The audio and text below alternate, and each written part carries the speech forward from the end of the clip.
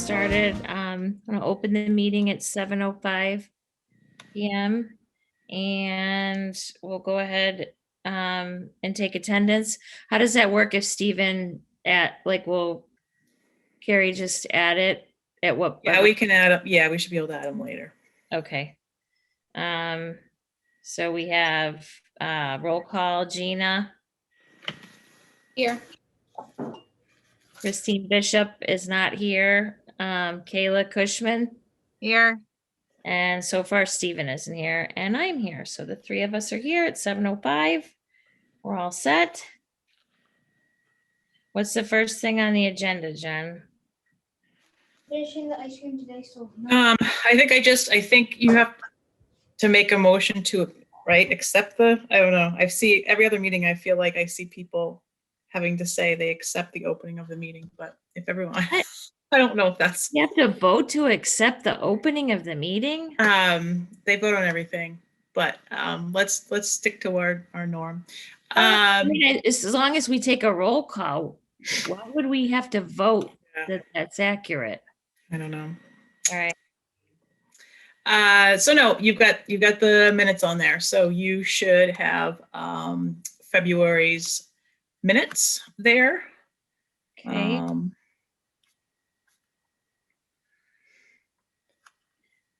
Anybody have anything to say about the minutes? No. Nope. Somebody want to make a motion to approve the minutes? Gina makes a motion to approve the minutes. From what are the dates on those, Gina? Oh, I'm not looking at them. February 1st. Looked at them earlier. All right, so you made a motion to approve the February 1st minutes, and Kayla, are you gonna second? Yes, I'll second. Okay. And do we have to vote on that, Jen? Yeah, you do have to vote on that. All right. Gina, Yes. Kayla, Yes. I'm yes, approved. Done. There we go. I need a gavel. On to the next. Flying through. I know. You also have February's bills for review. Nothing should really stand out. There's the two, one scholarship in there from the awards we issued last May. So it always takes a while for the kids. They have to send in their tuition bill and stuff. So there's a large one there for that. There's a late one. Even just email that he can't find the link. I just resent it to his email like at 5 of. But if he goes on the agenda, he can go there and I can promote him.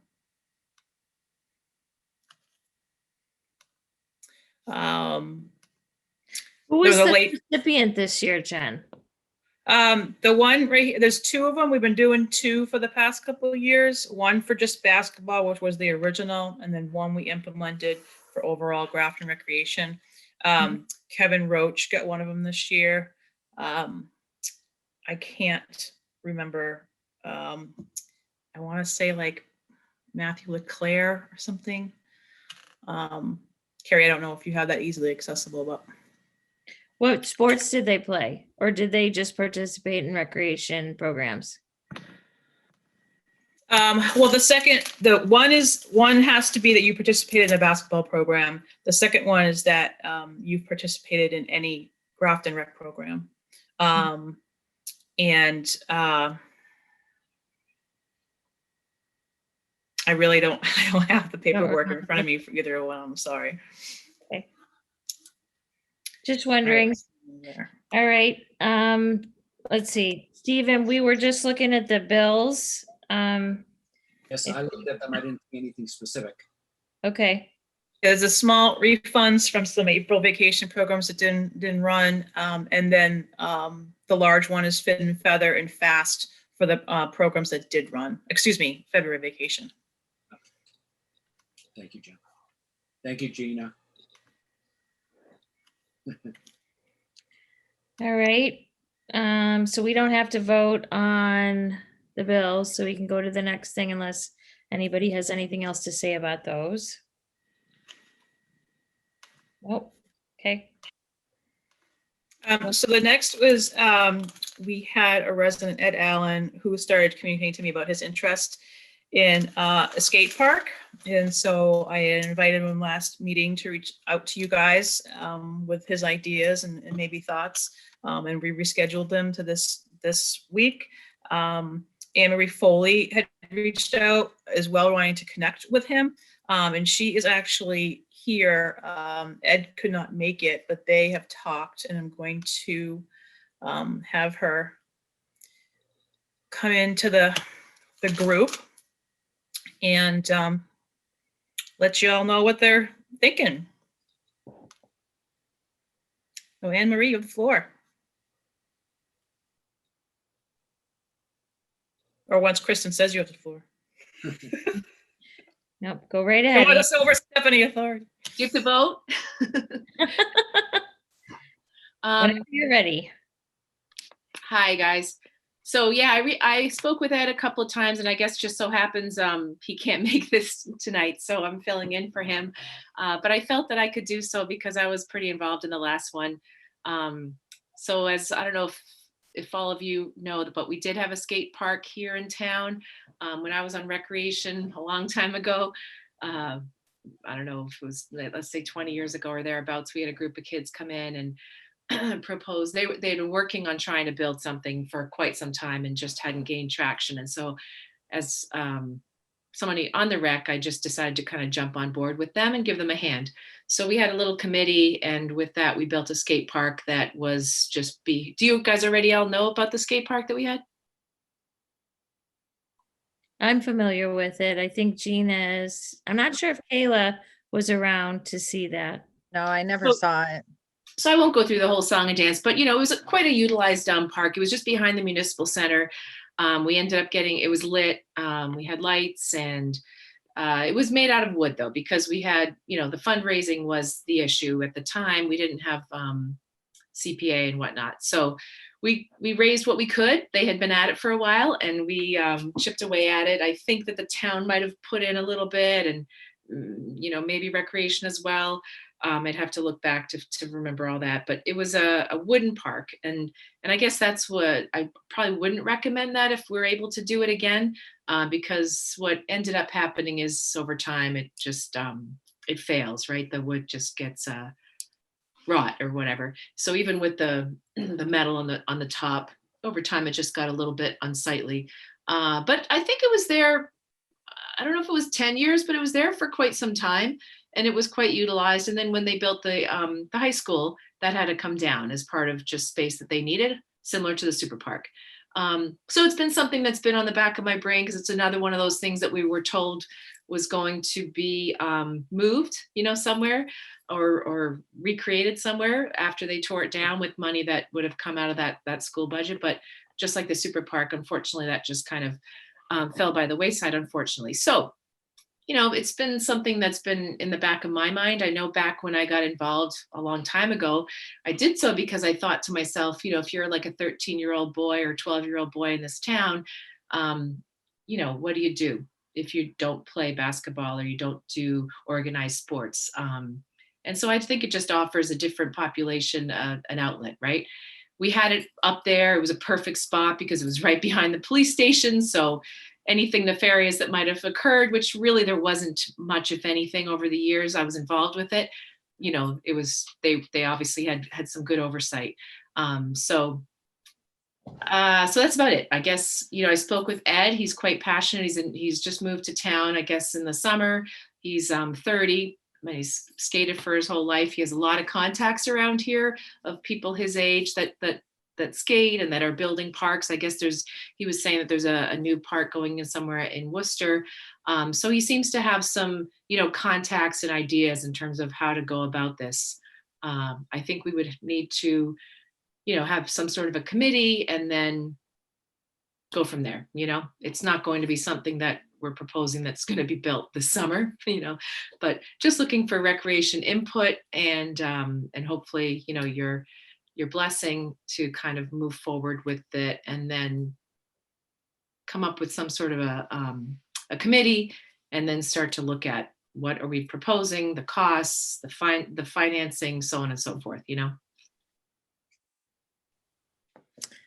Right. One question I have, if you can, I don't know if you remember the last go around when you put it in.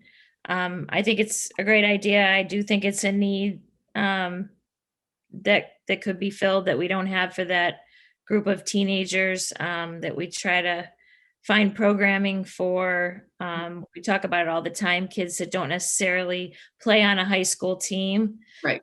that do other things. But when you put that park in, were there issues? The biggest concern with the skate park would be the insurance liability for a place like that. Do you remember how that all worked out? Yeah, so this was back when Russ Connors was our administrator, and I definitely talked to him a lot about that, and we, spoke to legal and whatnot. In the end, what we did was there was like no rules, because that absolves you of all the liability. So as soon as you start putting up various rules, or actually one of the things, because it was a fenced area, it might have been an old basketball court or something. I forget what it was previously, but there was fencing there already, which could have enabled us to have it be closed at times. So we could have controlled opening and closing. There was talk about like having a monitor, because some towns did that. They actually had a paid person there. But in the end, and again, there was a lot of go around about this, we did none of that. There was no monitor, there was no locks. It was just kind of I think we had a sign up with some, open from dusk till dawn, helmets encouraged, that kind of thing, but nothing concrete, so to speak. And my understanding at the time was that meant do it at your own risk. Okay. Yeah. And were you aware of any like major accidents that happened there? No, absolutely not. And I was involved with it pretty much I remember getting a phone call, that somebody was going to the bathroom underneath the ramps. That was the worst of it. To which Okay. I said, I don't know, what do you want me to do about it? So no, I don't recall anything bad, occurring. It became a little bit of an eyesore, like I said, near the end, because the wood was definitely getting a little worn.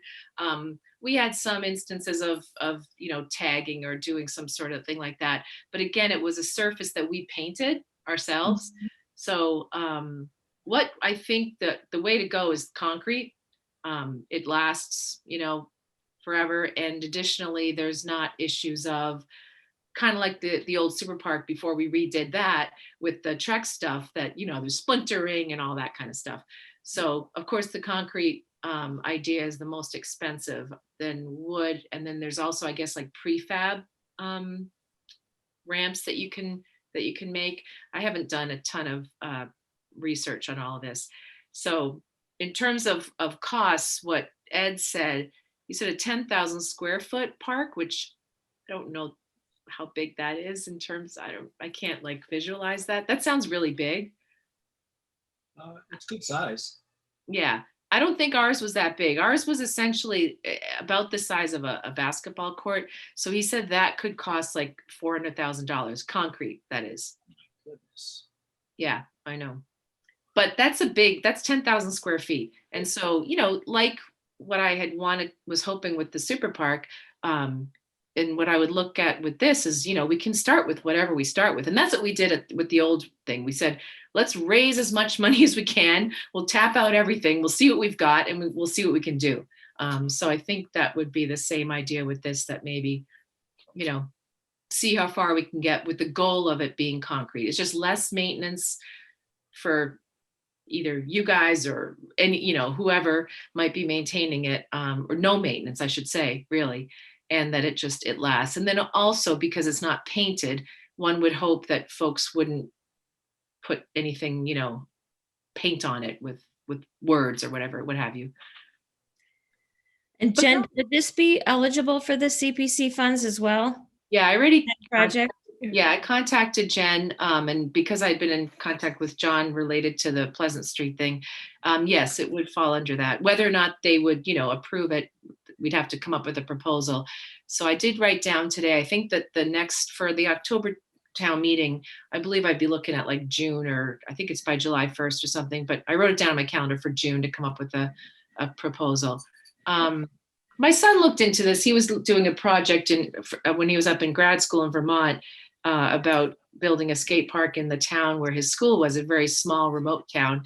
And I guess this Tony Hawk now has a big foundation as well, and funded an entire park up in northern Vermont, to the tune of, you know, a ton of money. So I think that there's money there through that Tony Hawk Foundation. And then, you know, last time we did a lot of just plain old fundraising. We didn't do any, it was me and like 3 14-year-old boys were the committee. So it was, we had little tubs out at Swirls and Scoops, you know, to put your change in. So it was like a quarter at a time is how we fundraised. So I'm hoping with, you know, with this gentleman, Ed, and some of his contacts that are adults, that we can, and no offense to any of the kids, because it was great and it was their project, but that we could look at bigger chunks, you know, especially right now with the pandemic. Unfortunately, it's hard to hit up businesses and all that like we did, you know, previously. Okay. And I know Ed's, I guess, sounds like fairly new town, but have you guys talked or any ideas on a location, possible site? So I asked him that because again, this is kind of his little thing, and then I'm just jumping on with him. But so he had a couple ideas, but he's, like you said, he's new to town, so didn't really know, you know, some of the things that come along. Like he mentioned Nelson Park, and of course that's a trust, a private trust. So not really. He doesn't know, you know, the town very well. I mean, I was just thinking just over the last week or so, I mean, what about where we were going to do the super park behind the library? I don't know what that's going to end up looking like, but ideally it would be a paved place, you know, or obviously flat. I mean, I don't know how much paving. I don't think we had to pave the place last time. Although perhaps in that number he gave me, that might include the base as well as the rest of it. Parking. So open to suggestions on that. I'd have to look at, I mean, I haven't been up and looking at the maps of town-owned land these days and what would be suitable. You know, this is the kind of project that people aren't going to want in their backyard per se. We also want it to be visible. I mean, years ago, again, when I was on recreation, the whole, the property off of, oh, jeepers, off, it's not Fitzpatrick Road, Follette there.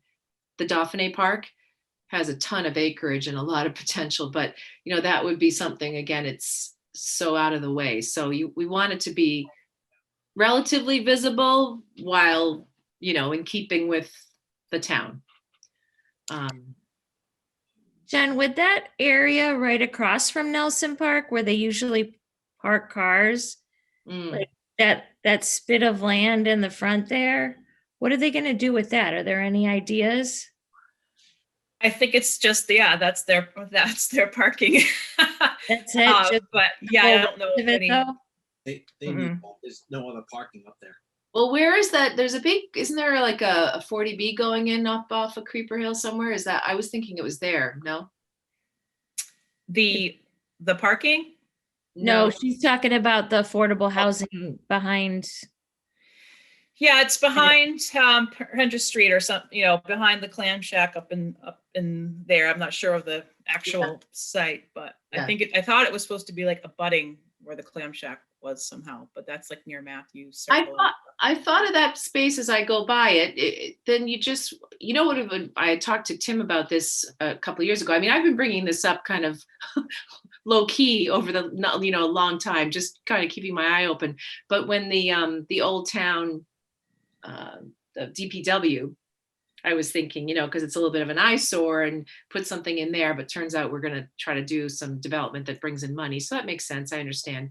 But I thought that could have been a nice spot. And actually another thing that came up when I was mentioning that to folks, again, different administration, but and that's what I was thinking about, what you're talking about by Nelson Park is the coming into town, the spokes coming in, you know, what do we want to have there? Maybe not this, I don't know. But I can look into that. I can look at the GIS and sort out. I haven't done that yet. I haven't looked to see like where town-owned property, you know, there's a good spot like Hudson and Millbury. There's town-owned land there. But again, that might be too close to folks' you know, to houses and whatnot, across from the cemeteries. Yeah, I mean, the ones that I keep trying to find have been, you know, so we can put a cricket field in someplace, or, you know, some more pickleball courts or something. And it's been a tough go. So, but we did just, Dave Robbins just spent an extensive amount of time going through every like possible parcel as part of our open recreation and space, whatever rec plan. So, you know, there's little places in the middle of a, you know, end of a cul-de-sac that are park, but they're like a 0.2 whatever. And how do you get there? So there's this whole list, and I can share it with you. Okay. To see if, you know, you spent time kind of look where they are, what size they are, and if any of those made sense. But they're all labeled as to like who's in control of them and what probably a better piece of work, you know, to go through than That'd be perfect. Yeah, that'd you know, be great. Because I was kinda just clicking start on, yeah. at the map again, like when we were building the fields years ago. So yeah, if someone's done it, that's perfect. I mean, you know, maybe it's a more longer term thing, but I know that you're right. There are those guys that play cricket up at Ferry Street. And of course, there's a growing pickleball group, which I'm involved with. You know, I don't know if there's a bigger plot where, you know, we're thinking like something along those, you know, bigger, but if not, we can just stick this in somewhere. Jen, is that space behind North Street School? Would that accommodate something like this? Ooh. Remember that parcel we were talking about for walking past and that we would potentially, they needed an easement or something, but we were talking about being able to use the North Street parking lot for parking, and then you could get back to it with something Well, like. there's trails now. There's trails now. I feel like maybe we were talking about that with connectivity to what we were looking at with 27 Upton. The fact that 27 Upton, the old highway, and those properties abut. And so that was like our, yes, let's get with 27 Upton so we can connect it. But otherwise, I'm not remembering something else. I mean, that would be perfect. Part of the other good part of where we had it previously is the school was there, you know, so it's for these kids, right? It's for these school kids. So something around the school would be awesome. Okay. Have you talked, Ann? I don't know if you, do you know Tony LeMay? I do. Facilities director. So I reached out to him a year or two ago about trying to put, it's called a, it's basically some sort of 80 by 80 like fitness, outdoor, you know, fitness thing. And we were going to try to be able to wedge it like behind the hill at the end of, by the senior center parking lot, and like, you know, in between the turf and whatever, to stay away from track and whatever. Yep. I don't remember the size of that location at all, or if the size of this would even fit in there, but I don't know if that's still like an option, you know? Right. And he's what? The head of He's the facilities director for the schools. Just Oh, okay. the Yeah. javelin throwers and the javelin throws that go out that way. Mm.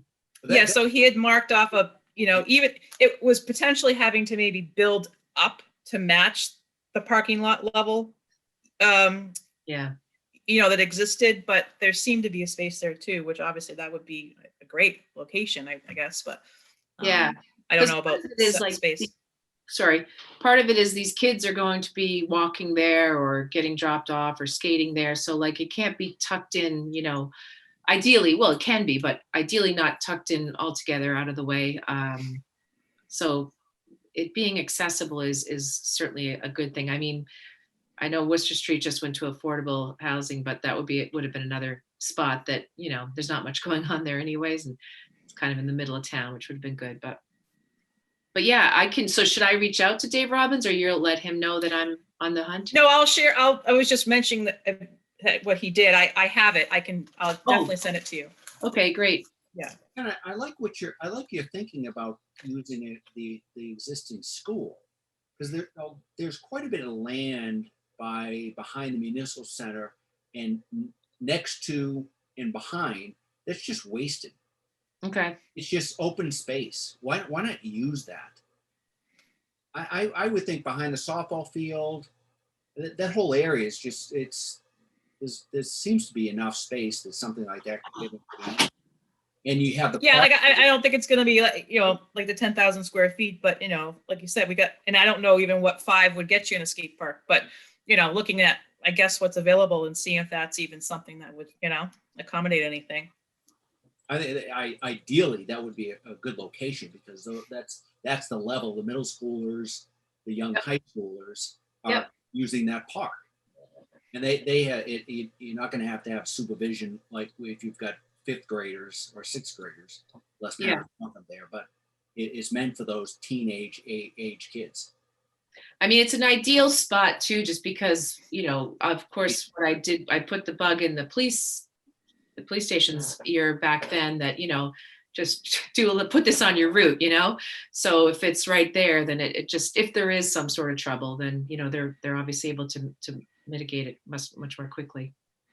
Is anyone familiar with the area that I felt like I remember Susan Thomas saying where a playground could go in, like off maybe Milford Road, like that sort of neighborhood Mhm. down off of 122? Is anyone familiar with that area, that No. location? With Milford Road, I live off of it. What area are you talking about, Jen? I don't know. I just remember her kind of pointing out, one is like if we were going to put in a playground or something, another neighborhood, like a park or something, that there was. Well, there's the Brook Meadow back there behind that's now a baseball field. Yeah. Soccer, it's used for soccer also. Mhm. That Are you talking over by where Busy Bee Academy is and Yeah, Chromatics, South Right. Plaza? Right. Well, that's where Brook Meadow is, but I felt like there was something off of Milford Road, which is down before that or whatever. But I can give you the list and that will be a good, hopefully jumping off point. I Right. think I think that would be a big part of the sell and make, asking for funding, would be the proposed location. Yeah. But yeah, finding one that makes sense. Yeah. So what we'll do is we'll have to do some homework with that, and then I'll have to get together with Ed to figure out like what is 10,000 square feet. I don't know, in terms of like what does that look like and where does that fit here? And then from that we could then get some figures and sort it out. But and I'm close with some directors that have ones like in Acton and such, so I could get some information on what their sizes are and okay. That sort of thing. Yeah, I took some photos. I work in Southbridge a few days a month, and they have a great skate park over there. And what they did, and it's a town that I don't know. I'm gonna try to find out where they got the funding. I don't know if you know anyone from Southbridge, but they also have like a walking trail around it. They've got some picnic benches. And it's not that big. I have some pictures. Maybe I'll send them to you, Jen, and then you can show folks just in terms of what I saw. There's a basketball court up there.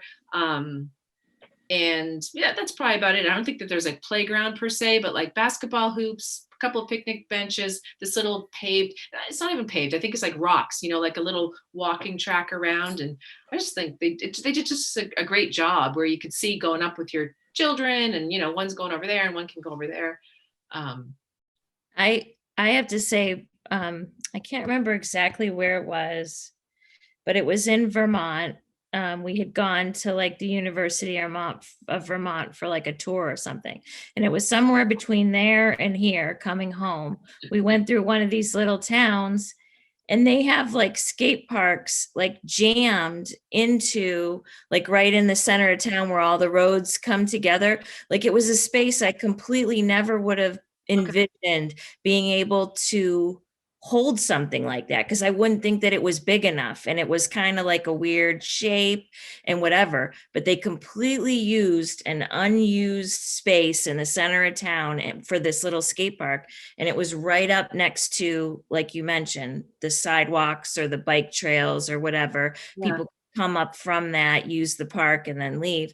But I'm just, in terms of those things, the way they do stuff now, like, we, in our heads, we picture like you have to have this big open rectangular space for stuff like this, and not necessarily, because the features and things bend. It could be like a weird shape in a corner somewhere. Yeah.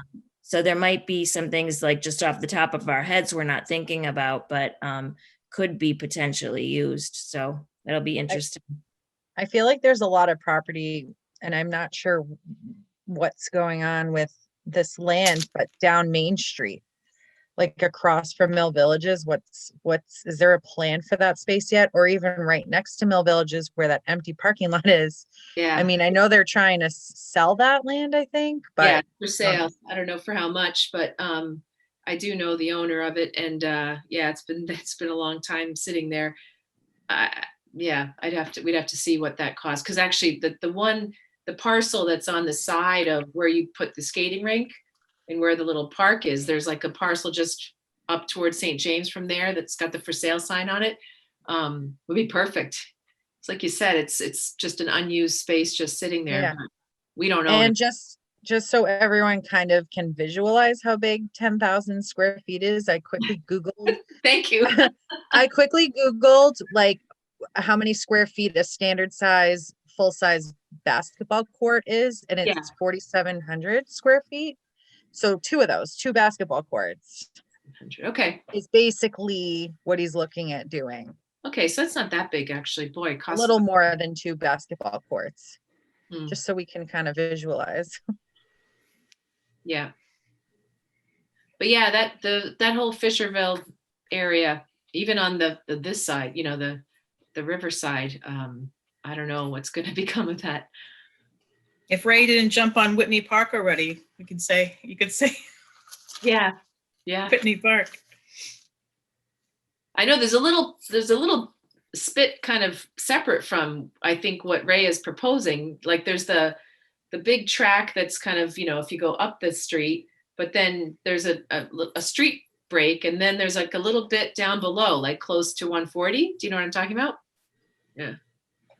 I think it's on a slope though, maybe. That's where the church used to be, and now it's got all the daylilies planted in it down there. Yeah, exactly. Yeah. That little landscaped area right off Yeah. the street. Yeah. Okay. So I guess basically we just wanted to let you guys know about it, see what you thought, if you were on board, and we'll keep you updated, I suppose. How does everybody else feel about the use, like the need for something like this? I think we've been on board. Like it was something that we were bummed that we lost, and something that we were always hoping to replace, at least from what I can remember of our conversations when the high school happened. So I would definitely be in support of it and on board. Just kind of depends on all the things that we just discussed, location, funds, all those kinds of things. But no, I'd definitely be on board. Same here. Not everyone's into sports, like you said. So other kids need other outlets. Mhm. I think it's a good idea. Even better if you can combine that with the pickleball courts. Yeah. Yeah, I mean, I can speak to the whole pickleball thing. There's a lot of people that are showing up in Grafton for it. Yeah, Multi-use facility would be fantastic. I know. Yeah. I was just going to say, I don't think, like, if we're going to do things, it seems to be that multi-use seems to be the way to go, rather than having small little pockets of, only one person can go here and do one thing, and only one person can go here and do another. So, if a parent's playing pickleball and a kid wants to skateboard, like, It's fantastic, generational, and the older people just stand there and watch these kids doing these fantastic sport activities. Yeah. Skateboarding. Super Park 3.0. Although now that I say that, I'm thinking about, I don't know if Christine were here, how she would feel as a pickleball player about the noise of the skateboard. I don't know if it would ruin the mood. They're plenty noisy. No, Yeah. pickleball isn't like golf. You No, don't I have to be think silent. if anything, I feel bad for those neighbors sometimes when we're all there because have you heard it? It's like this little, when you hit it, it's got to be an annoying noise if you're not playing. Mm. But no, I mean, obviously that would be fabulous because additionally, some of the pushback is, skateboarders sometimes can be seen as, not being rule followers or what have you.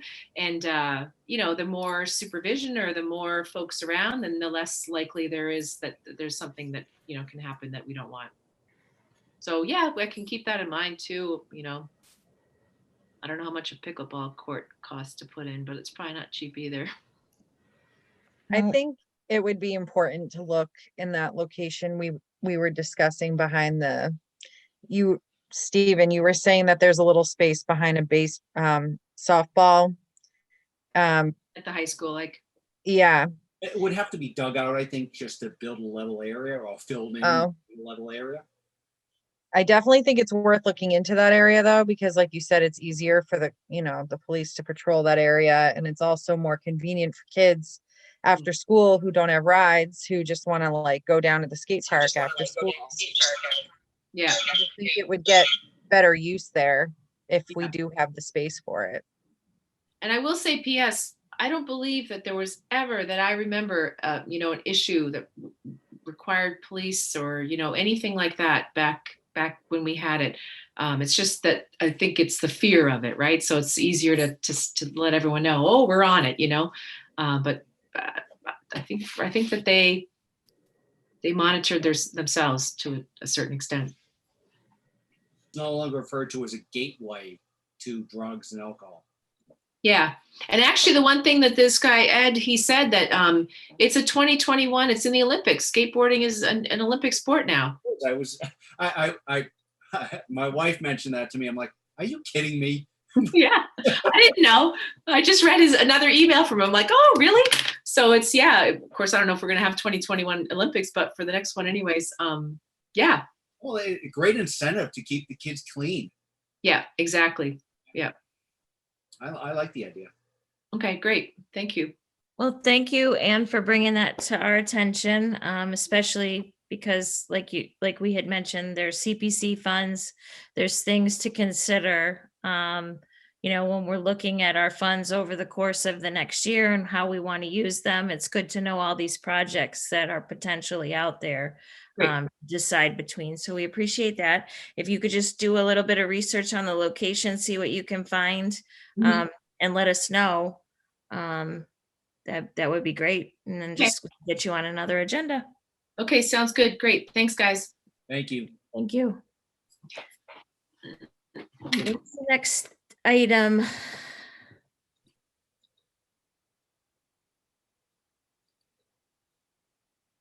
Is Whitney Park.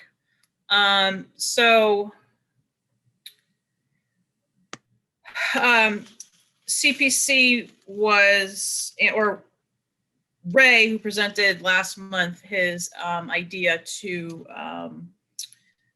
create a park at Whitney Park, was looking for letter of support, or CPC is looking for recreation as to our comments, concerns, questions, support, non-support, what have you, about the idea of Whitney Park.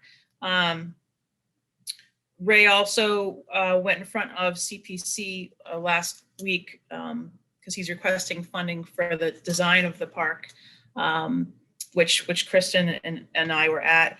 So I think Kristen can share more information, what you guys knew last. I did share Ray's application and the two design estimates that he got with you. He did reach out this weekend on trying to get on this agenda. I said that we would be discussing this letter tonight. And if he wanted to pop in before or add any information to share to update you guys, I'd be happy to give that to you.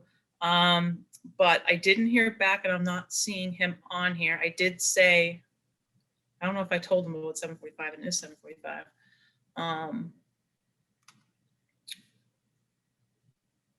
So hopefully you guys saw what I sent you that Kristen drafted up, some of my comments. I would have some comments to add at some point as well. But Kristen, it's all yours. I just want to let you know what the deals with maybe Ray's status on it.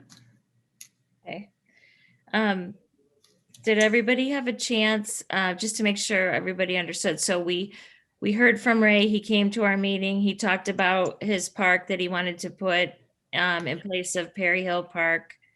During the CPC meeting, it kind of became aware, like, you know, whether or not that piece that Perry Hill Park is in right now is going to be used for affordable housing is neither here nor there. Who knows if that'll go through, if they'll get the, you know, it's deemed a space for parks right now, and it's a zoning thing that they would have to get changed through the state, and who knows if that's going to happen. So regardless of that, all we're talking about is creating this new park in that center area. So potentially removing the playground equipment from Perry Hill, moving it over into this center area. And then he had all kinds of other ideas about a splash pad and a multi-sport court and like all kinds of things. It seemed like things had been added from when he had talked to us. You know, every time it seems like there's a few more things added. It becomes more of a, he calls it a community park now instead of a neighborhood park. So Jen and I, during the CPC meeting, the one thing that we wanted to kind of reinforce was that we're all for beautification of unused vacant spaces in town. Obviously, that's what they did with the Stone Arch Bridge project. That bridge had to be fixed, but in addition to that, they also kind of beautified the space and they put in the park benches and now people take pictures there, Ray said, and it's enjoyed by the community. So now they want to expand it to this area. I believe that that's a good idea, but what I didn't agree with was that they could come up with their own set of uses and features and equipment and whatever they want for that park without really considering recreation and what we've kind of established through our open space plan and our recreation plans and our inventory first. So Ray agreed that he would come back to us. We could sit down together, we can come up with the list and then present that to the CPC. So John, the chairman of the CPC, would really like us to kind of nail down what our recommendation would be for this park. Like, what do we want to see there? Do we think it's a valuable project that we would like CPC funds used for? You know, now that Anne brought it to our attention about a skate park, like, you know, if we had to prioritize between the two and we don't have money for both, like, which one would you pick kind of situation? So, you know, that's the situation we're in. I just wanted to hear what you guys thought, if you just want to approve the plans that he brought forward to us or what you think we need there. I went through the open space plan that Jen, or did everybody get that, Jen, or did I just get it because I was on the committee? Oh, The open space and rec plan. yeah, that one. I that- didn't share that with these guys. I was just going to pull it up. I mean, there's the different, you know, obviously the goals, a goal or two that would meet this sort of thing. The you know, thing in that we there, wanna so- make sure is that we align. Like, I don't want pieces, parts, projects coming forward. I want to have a master comprehensive plan that we put together. And in this open space plan, we identified, we need this many multi-purpose fields. We need this many open space type situations. And I think we need to be cognizant, like, what is that list? And as things come up, start checking them off one by one, like moving down the list. So when people come forward, we have to make sure that their plans align with our inventory and what we need. And one of the things that was identified in this was that if we developed new park spaces, additional playground facilities, that we should look for that to be put in the eastern portion of town, which, Jen, this wouldn't be considered the eastern portion of town, would it? Or would I it? mean, well, no, I looked at the map because I knew it said east, and I guess I'd have to reach out to the company to see what they specifically meant by that. But if you look at east, I'm thinking it's more meeting, that's like 122 going towards like Wyman Gordon, so like, it would be past Airport Park, maybe, or or like towards like down Millbury Street, like that area, I think, is what maybe would be considered the eastern part of town. Okay.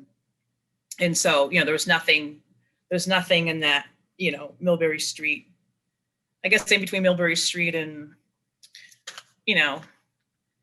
I don't know, the Brigham Hill and down to 120, 122 area, but I'm not specific, 100% on that. So that was one thing that was identified that this wouldn't really align with. But we did say that we wanted, one of the things that the community said was that the priority would be to develop the current existing neighborhood parks versus building new facilities. So that is on the plan. Let me ask a question, Kristen. You've identified that, Jen, I think you said about the Perry Street or the Perry Park. It's not a done deal that that's being developed. So it would be still, we've spent money, the rec department has spent money on bringing it up to compliance with ADA. And is that park, I wasn't clear that park was getting used extensively today. What, our playground? Yeah, at Perry Park. I mean, when I go by there, I mean, because it's walkability into that neighborhood, I mean, I do see use of it. I think it could be more. And like I said, that's why I had been working for a while with DPW and engineering and what we can develop in that vacant, dilapidated space next to it and what that need is. Kristen did ask me what the demographics were in that neighborhood, and I reached out to town clerk, and I wasn't able to have that for tonight, just so we knew, kind of the number of kids in that area. So, I said at CPC the other night that, and Ray had originally presented as it's two different projects. Whitney Park is looking to be developed no matter what. If affordable housing would be another path at Perry Hill. And so it's, it was just let's just beautify Whitney Park, just like he did, at Roney Park. And if we, in leaving space for this playground that may or may, have to be moved if Perry Hill were to be developed. Okay. That seems like a fair approach without committing to one or another. If they plan that Whitney Park as being an optional place to put equipment if we lose that Perry Street or Perry Park and we have to move the equipment. So so if that's the case, do we? What do you think is appropriate for that park to consist of? Like, what kinds of things do you think priority-wise is needed and appropriate for that space? For Whitney Park? Yes. Just to repeat, what Ray is presenting is, I think a pavilion, benches, outdoor fitness stations, a walking path, possible splash pad. So he's building a super park? That's intention? He's No, building it's completely different. It's a not community park. at all the same as what the old project was. So who are the users of Whitney Park location? Now, Yeah, or when Mr. Mead makes the change, when he puts the money and time into rebuilding this or building this up and beautifying it, who's going to be using it? He says, well, every- I think he's, yeah, promoting it as a neighborhood.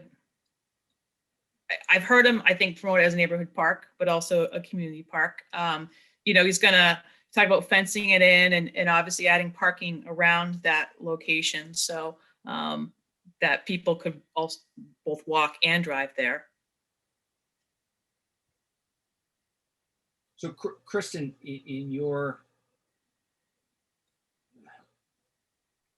hard for me to, what I envision, or what I would want to approve, I think the neighborhood park is the focus. That is a community where we think there's children. We don't have the data, but it seems like it's a family neighborhood. There could be children of all different ages that live up there, especially if the affordable housing gets approved. That would be a nice feature to have close to that area as well. The thing that concerns me is the fact that it's a tree lawn basically in the middle of two roads with a manufacturing space with semi trucks that come in and out to get to 140. That's my biggest concern. This isn't a field behind someplace. It's a spit of land in between two roads. And he said he'll put up fences and things, which is fine. But it's concerning, I think, for the splash pad idea. First of all, I don't like the idea of little children running around in a splash pad in that kind of space. Second of all, there's a lot of maintenance costs associated with the splash pad. And he said he would maintain the park for 10 years, but that'll be ours to undertake after that. And I just don't, I would rather table that type of feature for a bigger open space park area. So I would say no to the splash pad, but I think the walking past, the benches or swings, swing features for adults, not just children, like those, how they have like in Boston, around the Rose Kennedy Parkway. I think he had mentioned that even in our presentation, to kind of model it after that type of space, where you have those like porch swing type things that three adults could sit on together, maybe something like that. Still have the swings and the minor playground like we have over at Perry Hill right now, some kind of playground feature for the little kids. But I don't think anything involving like balls, as much as I'd like to say like the multi-use sport court for like basketball and stuff, because there's cars on either side, and what happens if your ball goes out of the space? Like you'd have to put huge fencing around it.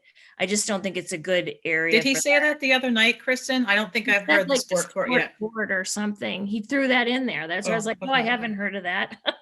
But I think anything involving balls, it's just a bad place with the road, and especially since the pitch is going down, so the ball potentially could roll out and down the road and down the hill. Like it's not even, I just think it would, I don't think it makes sense. So I think having the playground is a good idea, but then also maybe having a bocce pit, and I think with bocce, you can also kind of make it into cornhole too, like maybe a multi-use that way. I know you can't, like a bocce or cornhole, like an open area for those types of games.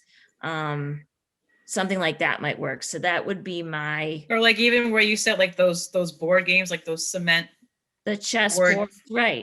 game structure or something. Yeah, that's what I would. Yeah, I mean, I was gonna send him, I pulled up just the size, just so you guys are aware, because I told him the other night too, I said, I just thought it was overzealous for what he was trying to put in here for the size of the space. So is it really the best location, the best fit? If you look at what we are doing for the community, our community park, it was an acre for the playground. the walking path, the open lawn, and the pavilion. And there's about an acre up at Whitney Park. So I can pull up real quick the size of the playground, because that wouldn't be the same as what would be going in Whitney Park. But again, fitting that splash pad or something else just felt, a little bit tight. And it's a very active area. And so as well as we know from our surveys that people want the open green, green lawn, the pavilion, the picnic areas type thing, which is a great space. So I think Chris and I are both on that.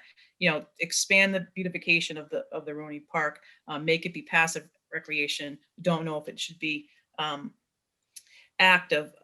So the two questions questions, I guess, for you guys is, one, I emailed Ray too, again, as part of my response to him was, because it was brought up the other night too, that this is part of a historic village in Grafton. It's New England Village. And the Mill Villages Advisory Committee's charge is to help support, the development of engage in the development of these areas. So I asked him if he had reached out, to them, because that would potentially be another committee that would, have the ability to put their input in and what would be going there, and not to just us. And I think what we were trying to nail down the other night with him too, in CPC, was what he's requesting for money. He has two different contracts, which is what I sent you guys. One, I think, is like for 68,000, and one's like for maybe like 260,000.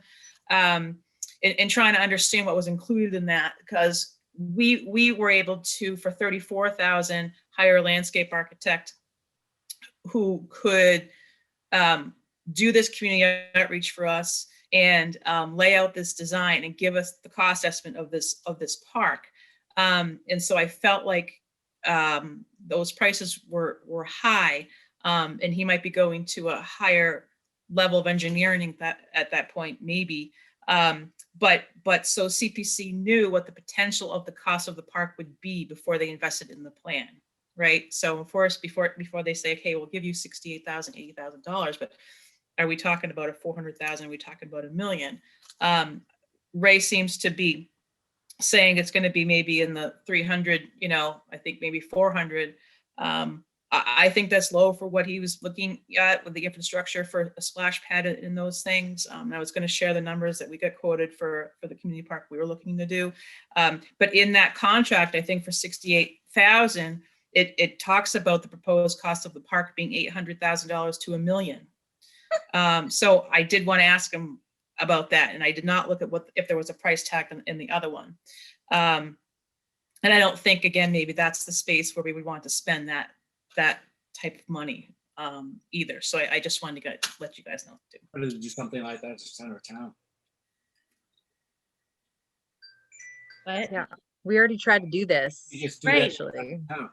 and the town identified it was too much money. They didn't want to put that kind of money into that kind of facility. And then they said they wanted to develop the neighborhood parks that we have. I don't think, I Hey, thought he funny. said something about 500,000, Jen, at the last meeting. Like Yeah, when I we- knew it was, maybe 3 or 4, but Yeah, but I mean, I think I agree with you guys. I think I'm all for beautification. I'm all for the neighborhood idea. I'm all for, I think, I need to go by there. I'm still not, I can't envision that I can't- area. Obviously, Same. it's near the mills and stuff, but I agree with you. I feel like if we were to put our support behind kind of a quote unquote super park over there, we would be accused of being a little tone deaf to what the people were asking us to do. So I know that he did mention splash pad, and I thought when he presented to us, and I thought we kind of were a little like we were uncertain about that. Yeah, I'm I uncertain. didn't get the sense that it was, I don't remember enough to know if it was, how grand he was envisioning, but I don't think the town is there. Clearly, we've been,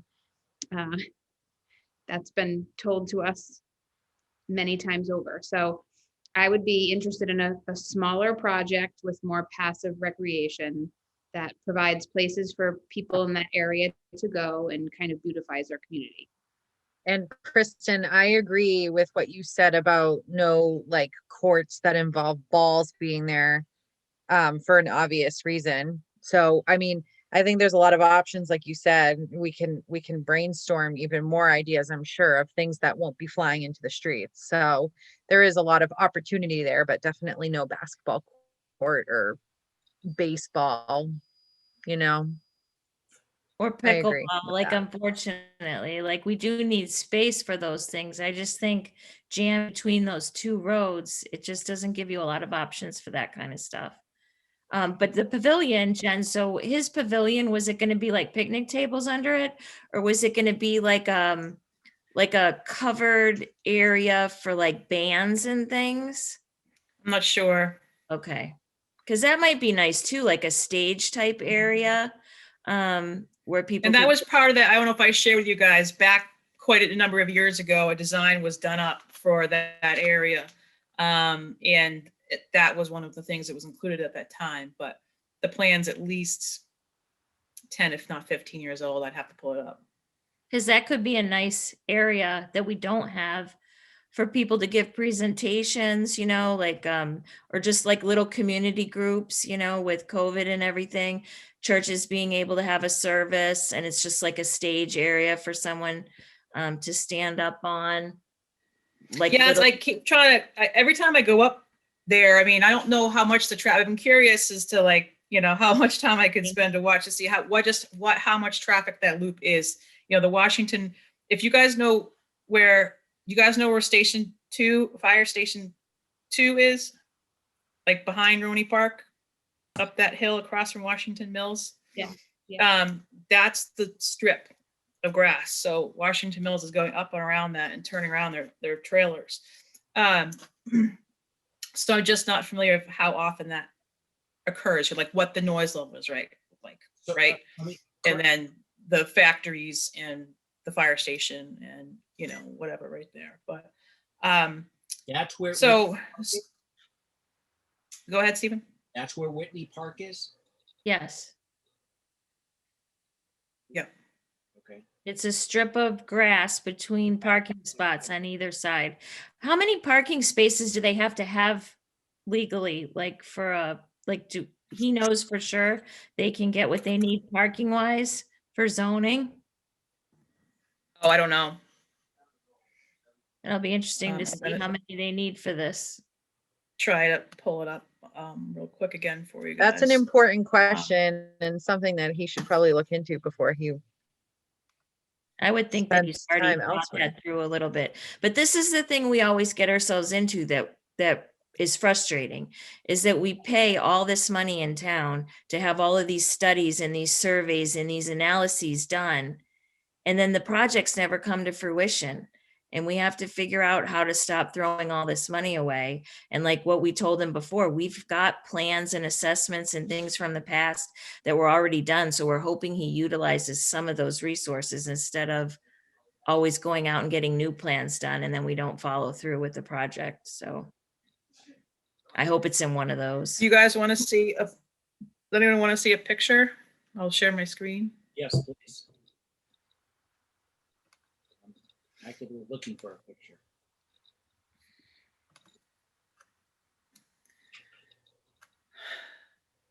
So this is Bridge Street right here, and this is where Roney Park is. This is Mill Street across from Mill Villages here. This is the strip, the 1 acre here, and then up here is where our playground is. Okay. Everyone can I was see that. wrong. All right. And I have 2 questions in the. How does And in the parking right now, Jen, it's angled parking, right? All along that, like the long There's side. like, you can pull in like straight right here, and then there's like parking over here. So But you isn't can. there parking along the side too? going back? I haven't seen that, just here and here. Okay, And so people are driving through here with vehicles. there's this street, Overlook Street, and there's this Mill Street. And I was gonna say, and Ann did just say, there's the buses too. As well as this is the fire station. Okay. This is, So yeah, Kristen, I don't want your next steps. I mean, I don't know if we're obviously at the point we would be actually drafting a letter tonight, but if we're all agreeing on the, the terms and I'm happy to try to put most of it together and give it to Kristen. I guess maybe you guys approve her to, authorize her What to. are they looking for? They want it like right now? Because like, would it make sense? Well, they're going to be voting at Mhm. the end of March. CPC is going to be voting at the end of March whether they're going to fund this project or not. So, this was the last time we were going to meet before that. So it sounds like we're all on the same page as far as what the use of this park should be and what the potential features of this park would be. So Jen, we just have to get that letter squared away that kind of indicates, what we're giving our blessing on and what we aren't. Like, Yeah, which I think you put together that, that paragraph, I'm hoping, or I can submit it on my own, just those couple of comments. I think the cost of the quote is high. I don't know if Mill Village's committee should be involved. But I think that overall that we're only in favor of passive recreation being there, which I don't know if that was part of your original statement, but that we can add. Yeah, I think passive recreation, and I don't know how you put in budget concerns. I don't know if you put in like we'd be comfortable up to this amount, or we are just cautious about budget and because of what happened with the community park. I don't know how.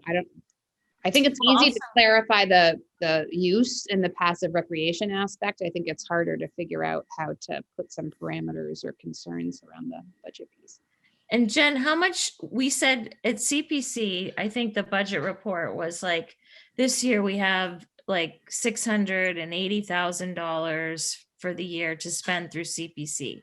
And obviously a certain portion of it goes towards historical, a certain portion is for affordable. Do you remember what the recreation portion was? Is it 200 and something for the year for recreational open space purposes? Well, there's not, I don't think there's a specific number earmarked of what their I think that 600 something is what your balance is. Okay. But nothing says how much of that needs to be used on a specific thing. It's the money that comes in from our tax revenue that has to get split certain percentages for, for those, but then the money can, I Right. don't think We can use it all on recreation or all on historical if we choose. But if we just went with the averaged allocation for recreation, I'm just trying to figure out like how much total money would we have to spend? And now we have to consider this skate park too. So maybe that would help us put a budget number on what we think is appropriate for this park so that we have money left over potentially to be used for that other one as well. So, if it was. Yeah, I can ask Joanne that. I'm sure I'm not. Okay. I don't know. But can I ask a clarification? What's the incentive to do this Whitney Park thing? The view you showed, Jen, that's a terrible location. Well, but it's part of a neighborhood. We have to remember this is like a neighborhood community that you could offer something to. I mean, it's an eyesore of a spot. I get it. I mean, it would be great to be looking at something else besides what it is, because it's horrible. It was also across, I thought Ray said too, because of his affiliation with the fire department, that it's also across from the fire station and could allow them a nice place to go when they're working long shifts too. I thought that was one of the rationale behind it. So it was A, an eyesore, B, you could walk to it from Roney Park, so kind of connecting the two. The affiliation with the fire station, and the fact that it's. Is that all volunteer? What's that? Is that a staffed fire station? No, well, we're all No, volunteer. but that's the same with the whole park, what they're doing and what they've done for Roni Park, what they did for fundraising, which that will be part of this as well. There'll be And that- fundraising for the this park as well. explanation that it's, when the firemen are on duty, they can walk across. They're not walking across anywhere. They're going to fires when they're called. So that's a crap load of nothing. So I'm sarcastic with what we've been through, and we're spending money on other parks with splash pads and all. That's a pipe dream. It doesn't make any sense.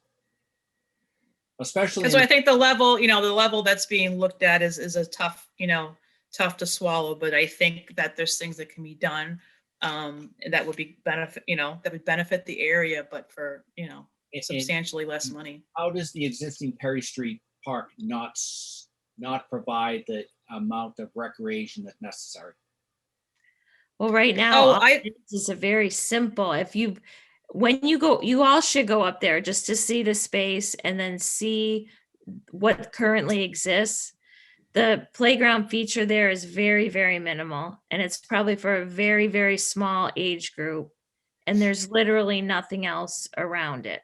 So there's not, in my opinion, there's not a large use for what's currently there. Yeah, Jenna, what I'd like to see, you put a request in for the demographics in that area. I'd like to see that. Yeah, no, I did. I can hopefully get you guys that. Years, or there are Right. 5 3-year-olds. Well, crap, we don't need a park for 5 3-year-olds or 5 10-year-olds.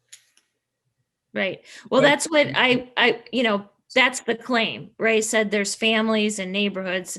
Well, really, what are the demographics in this neighborhood? Because honestly, people from other neighborhoods, because of the way they're set up, I don't think they're going to travel there. It's kind of out of the way. You don't see it off the main road.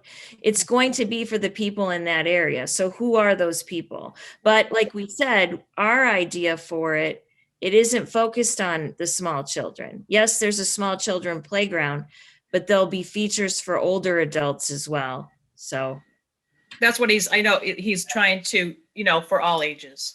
yeah. Is what he's trying to do. Yeah, I think ultimately I'm in support. I think it's just on a smaller, less grand scale to beautify that area, to give the people in that neighborhood a place to go that they don't have before in an area that's an eyesore. So if he's comfortable with kind of those parameters, more passive recreation, smaller scale, like I don't know why I didn't get the sense from him that like Roni's isn't grand. Like Roni Park is not grand. So like why is the vision more grand than we would have? But if he is comfortable, I don't know what you guys got from him the other night, but if he's comfortable with just more passive recreation in line with the fields and open space report, then I think we're kind of, that's our opinion. And Jen, do you think we could do this for like $250,000 or $300,000 total? Yeah, I mean, I pulled up today. I actually might have it here real quick. Because in my head, that's a more appropriate number, I agree. How much was that, Kristen? What'd you say? like 250 or 300. So looking at the numbers for the community park we were doing for like the loop path and open lawn was like 77,000. Pavilion was 100. And then there were, other, between survey costs and stuff for in parking and stuff that you'd have to include. So, and he's in construction. They're going to do a lot of in kind and those sorts of things for that. So, I think fencing is going to be big. If you just do passive, maybe you don't need fencing. I don't know. If it's just open green space. Benches, they're $1,500 a piece. How many benches do you put there? So stuff like that. But yeah, I mean, I would think that would be a reasonable number. Okay. Sounds like we're all on the same page as far as that's concerned, so.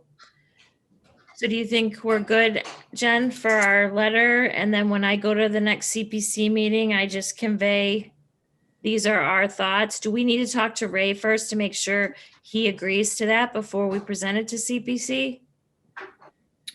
Well, I don't think there's anything for him to agree to. We're just putting our comments on the project that's in front of CPC. And well, the way I structured my response was that I wanted a condition to be put on the grant that they have to get our approval of their plan before it gets accepted. That they can't just take our our ideas into consideration and then decide they don't want to do any of it and go ahead with their own plan. Like that was my condition, so. Right, yeah, that is part, yes, I do have that in there, so. So I don't know So if. if that's what you mean, I thought you meant approval of the letter, but you need approval of the. Of the so- plan. Of the plan. So I'll try to put what I can put together and send to Kristen in the next couple days.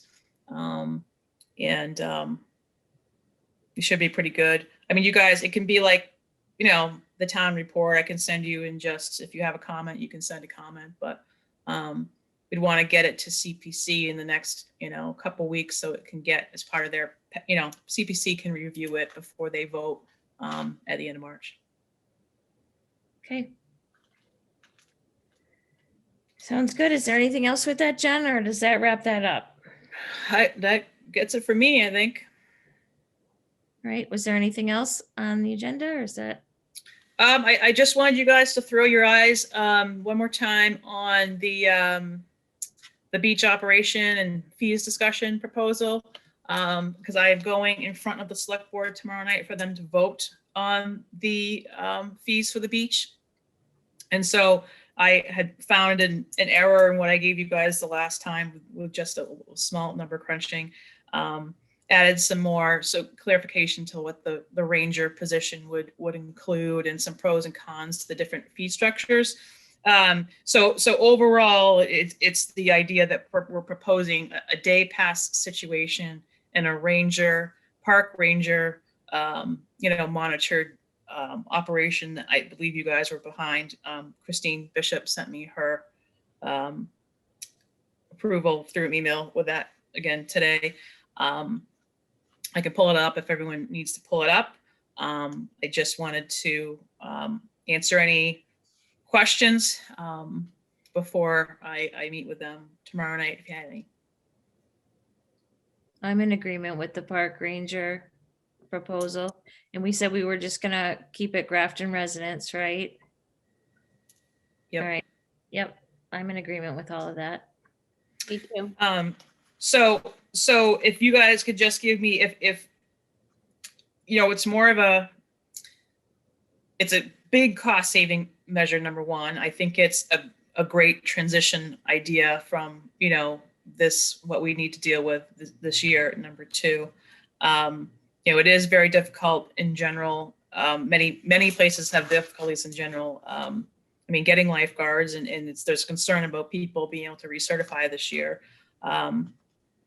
And so it gives a little more time to revisit it next year. And those revenue numbers are minimum. Now that things are opening up a little bit more, we may potentially be able to allow more families in there. And I even thought about, do we maybe convert to a regular operated lifeguard model in August, the last 3 weeks, if we're able to switch over. But I just wanted to get, I guess, some reasons why you guys are supporting the ranger model versus going forward with a regular lifeguarding operations. So I can just reiterate to the select board why it is that you support this. Less complaining from residents with the beach open. I think the cost is the main reason. Obviously, we all would have loved to have brought the full staff back, but the whole discussion through town this whole year has been all of the additional expenses that we've had to incur without any revenue because of COVID. And so we have to do whatever we can to minimize those. We don't have any of our programming in place that we normally would to support ourselves. You know, it's normally a loss in a good year. So we're just trying to minimize that, but still give people the option to use the facility. So that's my number one reason why I chose that personally.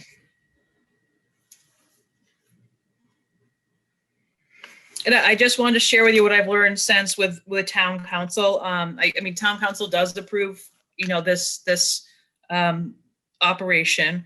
Her first preference and what puts us in the best situation actually with a swim at your own risk model is a no fee operation. So swim at your risk, no fee. But I think we would obviously need to put staff in place. So that could be an option for the select board as well, which I'll be discussing with them, just as the weighing the liability factors in the two different models. If you look at, especially look at our revenue is maybe only 10 to 20,000. So I wanted to let you know that. I mean, the next model is obviously the swim at your own risk with a parking fee. That still helps us a bit. I mean, obviously nothing eliminates liability, but you know, next possible option, and then obviously a fully, you know, beach pass fee lifeguard operation. So do you guys think, based on what the select board thinks for finances, if you would be open and supportive of a no fee operation, or do you think that there should at least be something in place, recovering some cost? Jen, I like what But opens us up, not opens us up for a little more liability. I mean, obviously there's liability everywhere, but we have a stronger opportunity to eliminate our liability with a no fee setup. I like the no fee if the town agrees. It's open to town residents only. You reserve online 3 days in advance, whatever the numbers are here, the process, and use it at your own risk. But it's not a ranger is there to make sure things are done properly. Or rangers are there. Because somebody has to organize parking. People aren't going to be able to park everywhere, all over the beach, just to get at the beach. Walk-ins. How many people do you allow on the beach? Do we restrict it? If you have 100 people walking in, do you stop them? I'm not sure you can. Any way you do it, with fee or not. Right. It would be nice to recover some of those costs though, and people are using that space not just for the beach. There's paths and things. Yeah. Go back there, so you could be parking your car and using the trail for a hike as well. But obviously it you comes could- down to the liability. Ask them to limit that to times outside of 10 to 2. I'm not inclined to go walking in the woods on the hottest time of the day. And then you guys Me, agreed to, you know, I put some pros and cons about, you know, the fee. I think the day pass is the best way to go. But you're on board with it being same across the board. So there's no senior rates, there's no whatever, it's $5 per visit. And then I did try 2 different scenarios with 1.5 hour time slots and 2 hour time slots.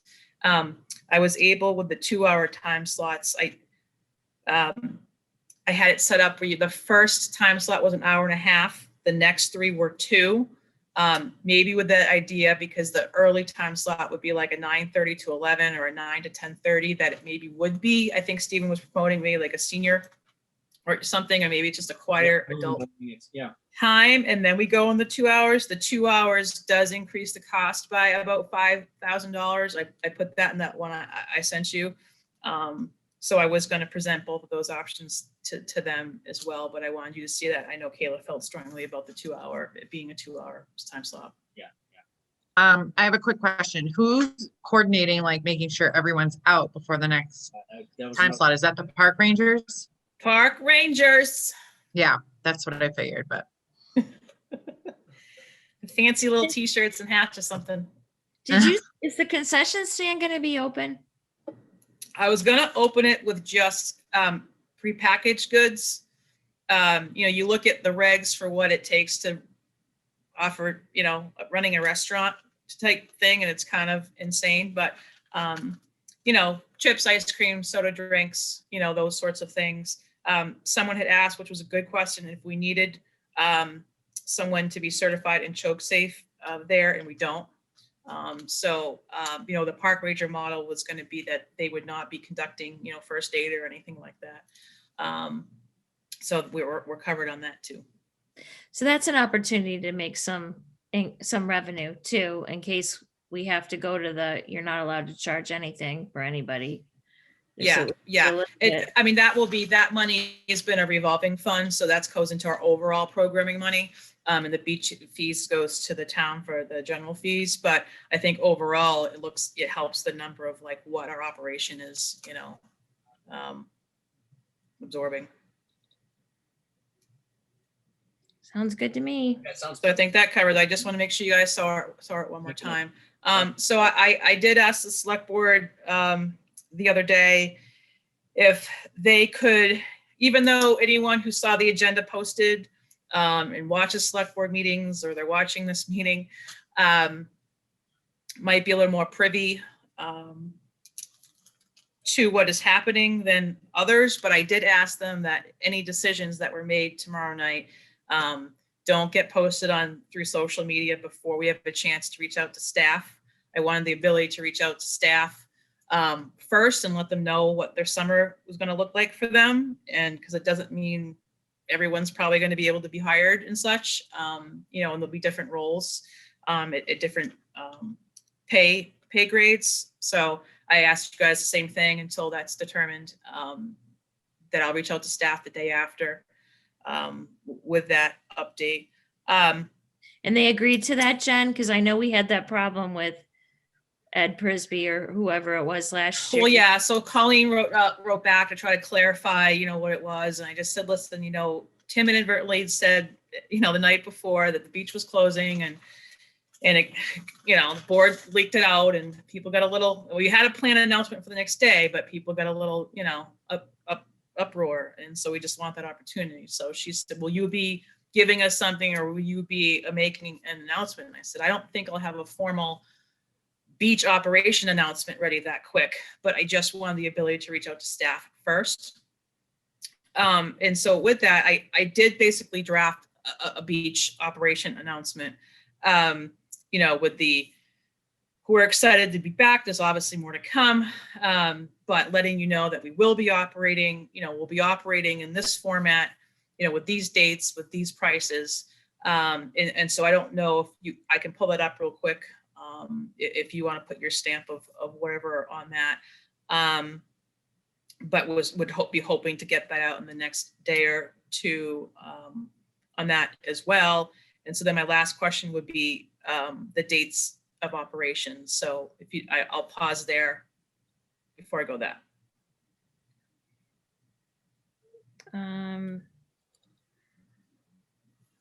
I wonder if I can pull, if everyone wants to see it real quick, or Kristen, I can send it to you directly.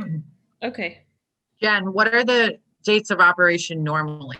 Just remind me. Yeah, we're usually about 9 weeks, like third week of June or so till, third week or so of August. So that would be June 12th, I think, to August 19th. Excuse me, the 22nd. School is not getting out though until like June 23rd this year.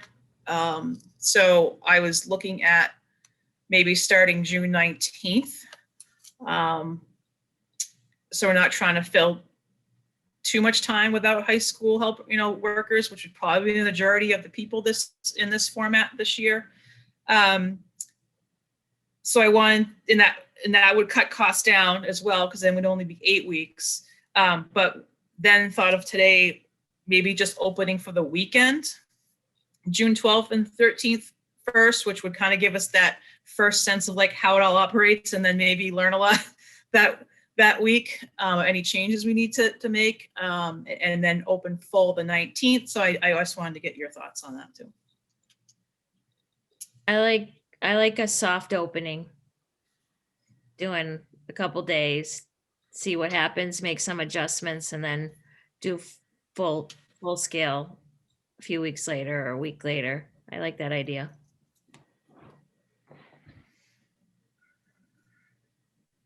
Anyone else? Anyone else? Kayla or Stephen? Yeah, I like that idea also. I agree. Yeah, that sounds good to me. As long as we're really clear about the fact that we're just doing like just the weekend. I don't know if that will confuse people at all. You know, that we're opening, then closing during the week and then reopening. I don't know. That would be my only concern.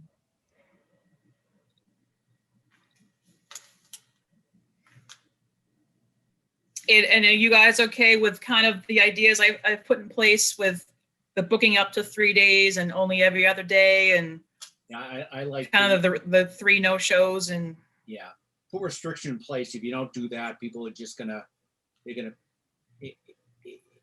you, and we talked about charging, that's gonna make a determination too. If you charge and people have to pay a fee, then they're gonna more likely show up. But if they're just filling a calendar just for the sake of filling a calendar, just in case they want to go, that's not right. yeah, I agree with you, penalizing people that don't show up. Yeah, 100% for the gym. When we have people sign up for a class, they have up until a certain time in order to cancel, because you don't want other people to miss out. And then if it's after that time, then they get charged. I think it's just new and different. So I think, we're in this predicament for a wide variety, not predicament, but the situation is what it is. And so we have to make some changes. So I think I have a feeling we'll hear from some people that they're not happy with some of them, but I talking to Wellesley, who ran this operation last year, they obviously took everyone a little bit to get into the, routine of the thing. And I'm expecting that, this reservation system is going to mean a lot of administrative work, on our end, but hoping it's going to mean, a smoother, operation on the other end. So I think everybody's expectations are completely different this year too than any year in the past. Like we've been level set, you know what I mean? Like things were great before and we'd make all kinds of demands. Like people are just happy to do anything for any period of time, anywhere outside of their house. So I think maybe some of that pushback we normally get, we're not going to see because people are just so thankful to have an option, hopefully. I agree for the most part, but there will always be those few people. Always. I'm not looking forward to this season at all. So. Jen, not completely unrelated, but kind of along the beach lines. Did you think we were still going to be able to maybe get CPR done? Yeah, I'm sorry. I think I reached out to you. So basically that instructor, we need 10 people to, and he'll teach a class. So that was the 10 people he felt would fit like in the fire station. And I said, well, I have no problem waiting till like June and I have my staff finalized and we go outside or whatever it is. So yeah, it's definitely going to be an option. I was just thinking like early June. If that Yeah, that's totally fine. And then I'll let everyone know. Great. Yeah. So that covers me on the beach thing. So thank you. And then I think it was just program update or whatever. I can give you a quick thing if you want me to move on. Yep. No, just letting you know that spring programming is out. If you guys haven't seen a brochure, Carrie's flying and I'm throwing a Frisbee on the front. It's very, but we have the hiking in, Gina, hoping you can join us some Mondays and Fridays. esports for youth, teens, and adults, which is new. And,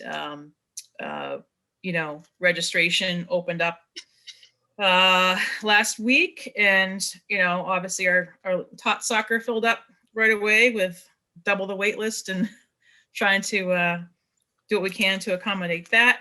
But nailing down summer, and hopefully going to be able to announce that brochure in a couple weeks with registration opening, I hope before April 1st.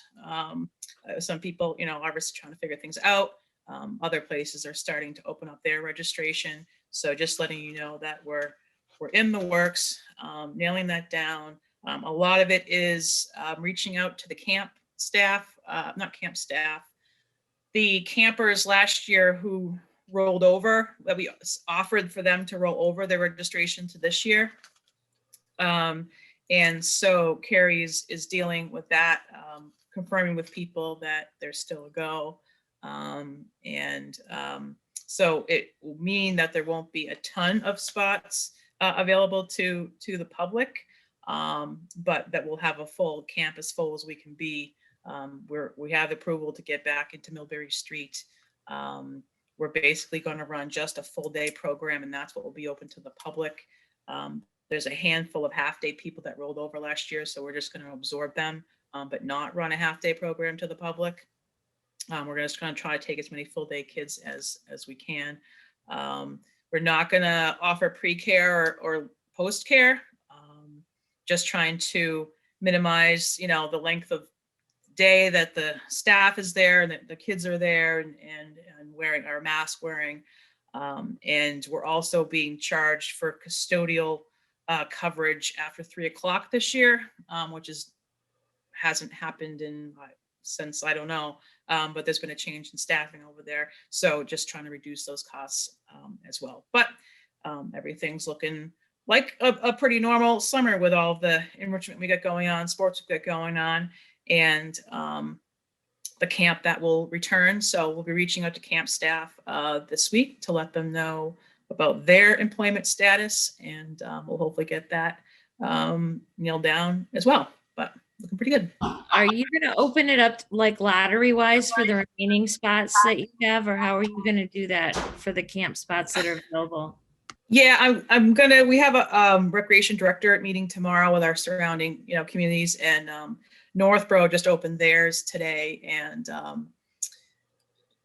I'm waiting to hear from her how it went, because she was struggling with, how to handle residents and non-residents and those sorts of things. I did see one town, I think Beverly or something, who did do a lottery, and then they were going to wait for people, let people know. And so I just was curious, how that would work. So I hadn't considered that. We haven't done that. But we won't have as many spots this year for that. So if you'd like me to consider that, I'm happy to look into how that would work. This might be, I don't know how many spots you're talking about. Like if there's 25 Yeah, spots. 20 or 30. Okay, so it's pretty competitive. It just seems like a fair way to say, everybody put your name in the hat that's interested for these spots, instead of first come, first serve. And then it's always cutthroat of, who's going to get in. I don't know. I prefer a lottery. Yeah, it's interesting because last year, it was really like who could type the fastest Right. and enter the information the fastest in there. It's not like once you add it to your cart, it's sitting there. You have to complete your whole transaction to do that. And so what would the lottery? They would put their names in by a certain time. Like they would have to enter the lottery by whatever, and it would close. Yeah, like a registration deadline for the lottery. And then you take all of the people that are interested. And if you don't have enough spots for them, then you just start picking randomly and assign them. And then at least it's fair and everybody had an opportunity, instead of that other scenario. I agree, because I feel like there's a lot of working parents who can't be on there online that day at 9 a.m. to sign their kids up. You know what I mean? and then it's just not fair for them. So that's actually a really good idea, I think. Yeah, so I do have a survey set up because we've had a person inquire as to the time that we do that. You know, it hasn't been as much of a thing until summer, but I do have a survey drafted up. You know, if a 7 a.m., 7 p.m., whatever it is, options would work better. So I'm hoping to get that information before summer as well. But side note.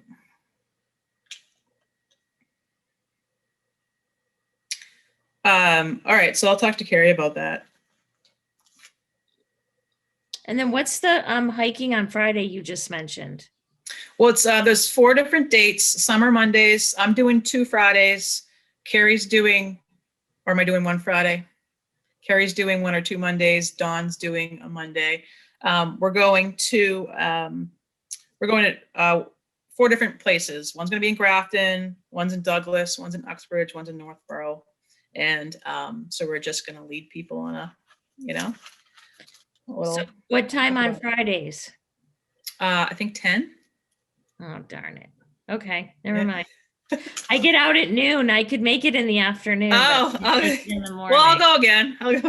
All right. We'll find some other trail. I went to snowshoe a trail that I'd already done once, but want to do it again with the eyes of leading. And I want to say that you guys are older adults, but we typically have older adults that come with us. And I took a wrong turn, and was another hour of snowshoeing that I wasn't planning on doing. Oh my God. Had to follow the gas lines to the power lines to the railroad tracks to the power lines to get back. Oh my gosh, that's hilarious. So I'm going to do the Northborough hike again one more time. Just So are you trying to say that they weren't very happy about this? The old no, I went on my own first. I went on my own first to confirm it. And I'm glad I did. And I'm glad I didn't do it the day before at 3 in the clouds because I wasn't in the freaking dark. Oh. Jen, I would not be able to go at that time either. So I don't know if there would be a way to maybe get a weekend in there, or if not, maybe you could, I don't know how Facebook savvy you guys are, but maybe you could like go live at the start, kind of show where you parked and where you kind of enter, so that maybe people who want to try on their own kind of have it. Because I'm always so nervous to try new places. I always go to the same place. But if you kind of give me a little tutorial, like here we are in Douglas, you park here, trail entrance is right over here. Anyway, that might entice me to go try somewhere new. No, that's what we're trying to do because it is intimidating, and not all places are well marked, and so trying to find the places that people would feel comfortable going back, and hopefully on some times that have less traffic and such. But as we expand and hopefully get our 3rd staff member on board someday, then we'll run them all the time. But no, so one more thing to run by you guys regarding just the registration and residents versus non-residents. So, I mean, for the summer, I feel like maybe except for this summer camp, that we can expand to non-residents. Our capacity is being able to be increased. And a lot of programs are much larger, like the Best Soccers and the Outdoor Ventures of the world, who can take, 40, 50, 60 kids. We did decide, though, for spring to do residents only because of capacity limits and health precautions. And we've had a couple people inquire about, because their kids go to school in Grafton, even though they actually don't live here. And so I've put a couple people on hold and just saying, especially because it's been with the really popular programs like Tot Soccer, where we have 15, people signed up and we have 30 people on a wait list, right? So trying to give priority to Grafton. So I've just told them, we're on hold right now. If things don't fill up, we're happy to reach out to you. But, especially with this program due to its popularity, this is what we're doing right now. But just wanted to get your take then on what your thoughts were on allowing that. I just have 2, I guess, comments on it. One is I've heard from other online things that, one, there's actually people who are fraudulating or giving fraudulent addresses so they can sign up as residents for programs and beach passes and such. And if we did allow non-residents, how we confirm with their address that they do go to school in Grafton. I mean, how are we allowing them in? There's questions. I don't have a thought either way. I just want to throw those out to you before you. Could for the out of towners, could they, I don't know how logistical this is, like difficult logistically, but could they provide some proof, or could they sign off to allow us to check with the superintendent's office? I don't know how that works. I mean, I think it makes sense. We have some friends who go to Grafton schools that don't live in Grafton, and it's always been a bummer that that there's been some programs they haven't been able to participate in. So I like the idea. I just think we need to figure out a way that we can confirm. Or if, Carrie, the people who, or if you don't care that strongly, Jen, then I guess we don't need to well, worry. no, I mean, I carried, are the people who've inquired, are they specifically with like tot soccer, which is going to be impossible to accommodate anyway? Or what else are they asking for? Could you put on the form like a checkbox for school choice, so we know they're not residents, but they are students in the system? Versus just. Well, it's just the way the registration is, way the software works is if you put resident on it, it only takes a certain number of zip code, you have to have a certain zip code for it to get through. Instead of resident, could you put school choice? So that it doesn't require them to have that zip code? I don't know. The lady that called and emailed, she wanted the Bulldogs, which is soccer, but it's ages 5 to 6. And there's still 3 spots left, so it's not full or anything. We've had people, I know I had someone ask about horse camp and maybe tennis. Or I think they were just I think they were just non-residents and asking. They've typically done it before. I think this is one of the only ones that's school choice asking, right? Yeah, so this woman, so her child, they live on the Grafton line, and the child is school choice, and so she just keeps emailing, and then her mom called, so the grandma called, because the grandma said she's a Grafton resident, you know what I mean? And her grandchild is school choice in Grafton, and she just wants more of an explanation why they can't take. I think we could consider school choice. Like Gina said, they go to the schools with our kids, their friends are here. But those would be the only non-residents that we should give approval for.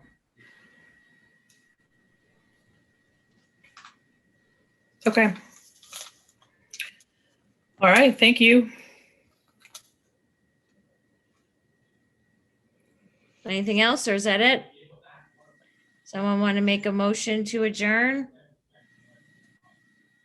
Stephen, make a motion. Okay, go ahead, Kayla. I'll make a motion. It's 8:53 p.m. Stephen, you want to second it? I'll second that motion. All right, all in favor, Stephen?